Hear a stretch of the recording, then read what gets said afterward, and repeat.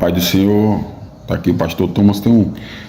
Minha filha teve uma revelação essa noite, né? Um sonho, e achei muito interessante, condiz com os dias de hoje, né? Tá cada vez ficando pior.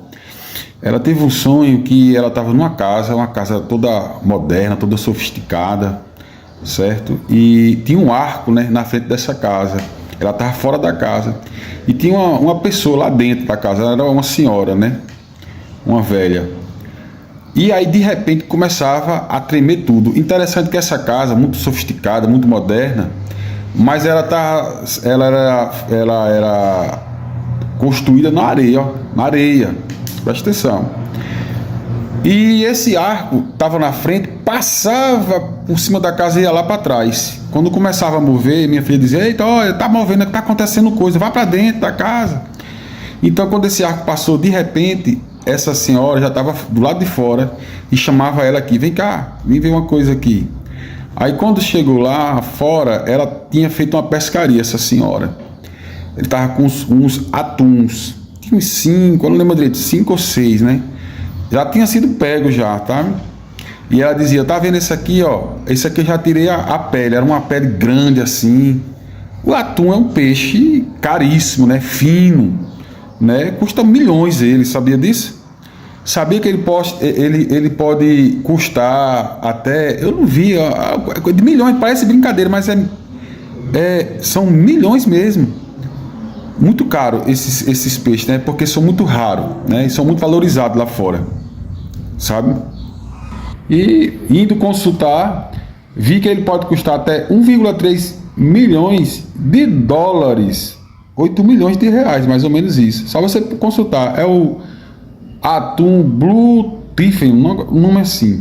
Você vai consultar, você vai ver. Então ela disse que esse aí já estava com couro, já estava retirado. Aí eu me lembrei assim rapidamente, né, do sonho, e Deus foi me dando entendimento, né?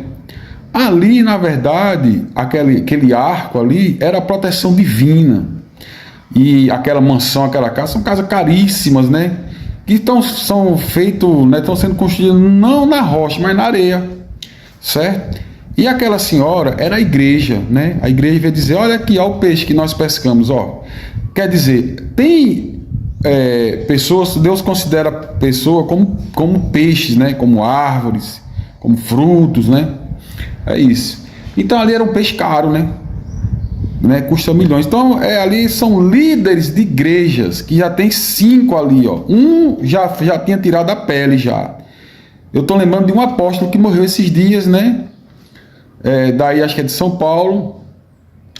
E ele morreu e ele foi visto que o patrimônio dele era altíssimo. E já teve uma briga na justiça lá, a esposa dele querendo ficar, né, como liderança da igreja. A justiça deu direito para ela. No mesmo dia lá do velório do marido lá, a igreja queria excluir ela, excomungar ela. Pense numa baixaria desse povo. Tudo por dinheiro, ó. Aí você vai ver assim, o que está acontecendo? Por que tem tantas revelações dentro dessas igrejas, né? O Espírito Santo está ali? Tá, o Espírito Santo de Deus está ali. Você lembra aquele texto que Jesus disse assim, ó: muitos naquele dia dirão: Senhor, Senhor, do teu nome eu profetizei, abri igreja, né? Expulsei demônio, curei. Ele disse: não conheço não, maldito. E como é que Deus, o Espírito Santo, está ali usando aquelas pessoas? Aí você vai para o livro de Ezequiel, capítulo 14, acho que o versículo é o 6, adianta, 14 por aí, 6 por aí. Ele diz assim: se um profeta for enganado, eu, o Senhor Yahvé, iludi esse profeta e cortarei de Israel, expulsarei de Israel. E diz: ficará culpado tanto quem foi consultar esse profeta, quanto o profeta que foi usado para dar a profecia. Quer dizer, o próprio Deus iludiu. Por quê? Esse povo aí queria Deus? Ou eles queriam as profecias que agradassem os seus corações, os vossos corações? As profecias já sabem, né? São as bênçãos materiais nessa terra, onde Deus disse: não ajuntei tesouro nessa terra, né? Aí você vê esses lobos devoradores ajuntando milhões e milhões. De onde? Dos dízimos, das ofertas, né? Das suas ovelhinhas, coitadas, né? Que às vezes não tem nem onde cair morta, e eles vivendo de mansões, de aviões particulares, aviões a jato, né, viagens internacionais, tudo Diz que é para fazer a obra, mas na vida dele, do bolso deles. Você está entendendo? Então o próprio Deus, é ele que está ali iludindo aquele povo. Esses dias aí eu vi 2 profetas, eu não vou citar o nome deles. 2 anjos caídos. Aí entregando profecia para o outro. Eu digo, mas rapaz, como é que pode isso aí? O cara está entregando profecia. Aí Deus faz lembrar, né? Exatamente dessas coisas. Eles não querem ouvir as profecias, Deus dá as profecias. O importante é que faça a obra de Deus.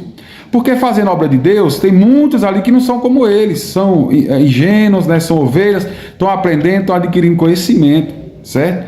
E vão ser salvas. Agora, já esses líderes, né?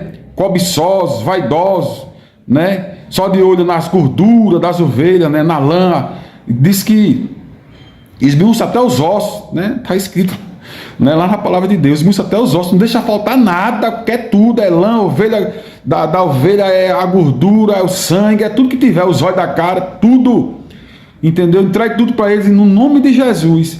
Agora, interessante que eu não vi Jesus pegar esse dinheiro para eles, nem eles fazerem, né, a obra como deveria ser feita, né? Que ele diz que é para mantenimento da casa de Deus. Então, na casa de Deus tem as ovelhas de Deus também, que precisam ali pagar alguma conta, precisam, estão desempregados, tem que receber um dinheiro, né, uma ajuda de custo, até arrumar emprego, precisam construir uma casa para eles, precisam comprar cesta básica, entendeu? O dinheiro é para isso, mas eles acham que é para o bolso deles, sabe? Mas deixa eles iludidos aí, né? Lá em Filipenses, capítulo 4, né? Eu acho que versículo 11 em diante, ele diz que é para a gente fazer tudo que é justo, tudo que for fiel, tudo que for verdadeiro, tudo que for honesto. Você acha que essas pessoas desonestas, né? Porque estão usando o nome do Senhor. Eles têm profecia? Tem, Deus deixa, irmão. Deus vai deixar vir as profecias, vir as curas, vir os milagres. Agora o problema é de onde está vindo. Se é uma fonte, né, de água, né, pura, verdadeira, ou se é uma fonte suja, né? Esses profetas eu vejo como os profetas da antiguidade, né, que profetizavam por Baal, profetizavam por si mesmo. E um grande exemplo deles é Balaão.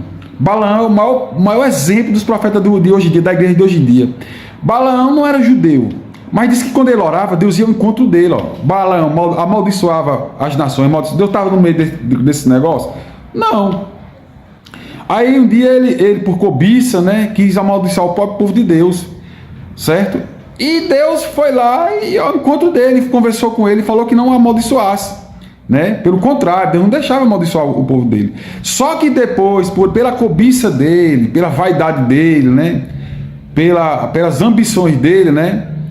Ele mesmo caiu morto, né? Foi morto em batalha, sabe? Ele mesmo morreu, porque esses profetas, o fim deles é a morte. Tem muitos que já estão mortos espiritualmente, não serve para mais nada não, sabe? Quando chega um determinado tempo, eles pronto, já acabou, já serviu para mim, Judas, né? Judas Iscariotes. Já serviu ao meu propósito. Está na hora de descer a sepultura. Porque Deus mostrou aqui para mim que esse homem ia cair. Esse homem que caiu lá. Deus mostrou o trono, né? Um trono todo ornado, né? Todo dourado, com aquelas coisas vermelhas, né? Da nobreza mesmo, né? Aqueles estofados vermelhos, né? Da nobreza dos nobres. Só que depois o homem morreu, ele caiu. Eu vi a cadeira estava vazia, tinha afastado, estava fora do lugar. Entendeu? Que ficou sem liderança por um tempo, né? Mas aí já está aí, entendeu? Já assumiram lá e já estão de olho, já estão administrando a riqueza, né? No nome de Jesus, entende? Então é isso aí que nós temos que estar alerta, irmão. Deixa profetizar, certo? Deixa profetizar, vai ter profecia, vai. Mas o mais importante é saber se o nome está escrito no livro da vida. E as pessoas não querem saber se o nome está escrito, não. Sabe? Desde a antiguidade, os profetas, né? Está lá em Jeremias, que é capítulo 28, versículo 10, ou versículo 8 ou 18, eu não lembro direito, não me recordo dos versículos, né? Que os profetas que vinham falavam de grande desgraça, peste, guerras. Você vê, está tudo profetizado a partir do Velho e do Novo Testamento. Jesus falou disso. Perseguições, serei odiado de todo causa do meu nome. Apocalipse só tem cacete, né, na terra inteira.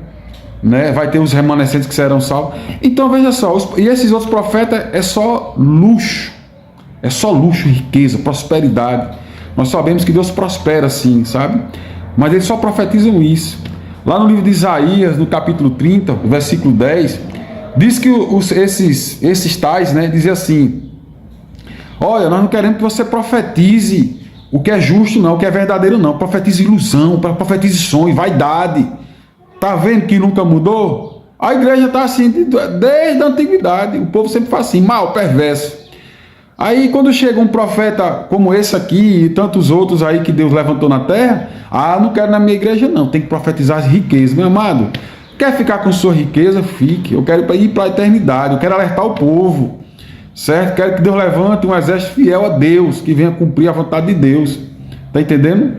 Então é isso aí, o sonho está aí. Vem muita gente que vai querer, Deus sempre tem falado, de vez em quando caiu aí.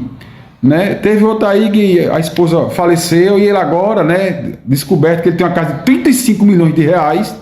35 milhões de reais deve ter sido vendendo Jequiti, né? Ou Avon, que nem a esposa do Lula, né? Aí, 35 milhões, e ele agora tem um amante lá na Flórida, né? Que já estão comentando aí, já foi descoberto e tudo. A mulher morreu por causa disso, que ele queria ir lá para Flórida.